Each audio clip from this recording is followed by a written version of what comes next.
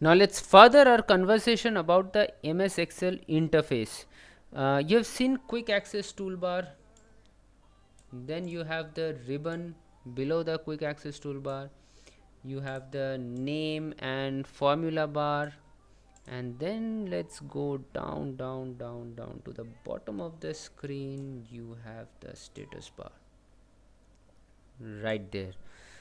Now the status bar is something which we generally tend to ignore since they are tucked right in the bottom of the screen. We don't tend to give much importance to it, but this throws up a lot of useful stuff to you. Now here on my status bar towards the right, we can see certain worksheet views are there. That is, currently I am in the normal view.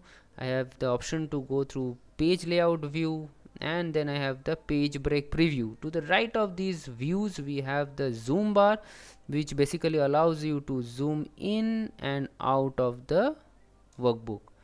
Now the buttons that you see here is also available on the view tab right up there. So once you go to the view tab, you can see the workbook views out here. The same thing, normal view, page break preview, page layout and all. So these are basically the same buttons that you see out here. So these are the same buttons. So this is apart from this, the status bar throws up a lot of other useful stuffs which you don't see here since we have not started working on the workbook. Now for example, if I right click I see a lot of useful uh, features out here which are displayed on the status bar once we start working on the Excel, once we enter data, once we work on the spreadsheet, once we compare data, once we do some functions, once we add data.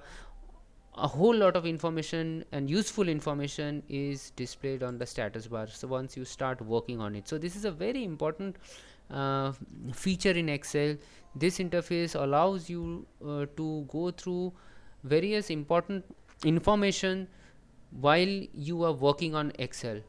Now there is one more thing that I would like to discuss is the workbook itself. So you have the ribbon up here, you have the status bar up down there.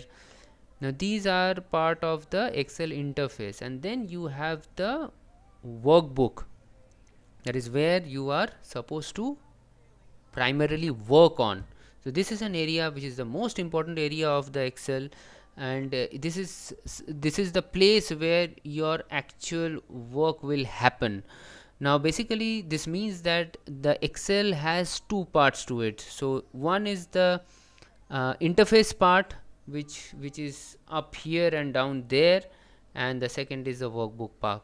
Now if you are experienced using Excel, this is something which you would all know about, but if you are new to Excel, we would further dig into this workbook part, wherein we would understand what is workbook, what is the difference between a worksheet and a workbook, and how to compare data and how to work on it.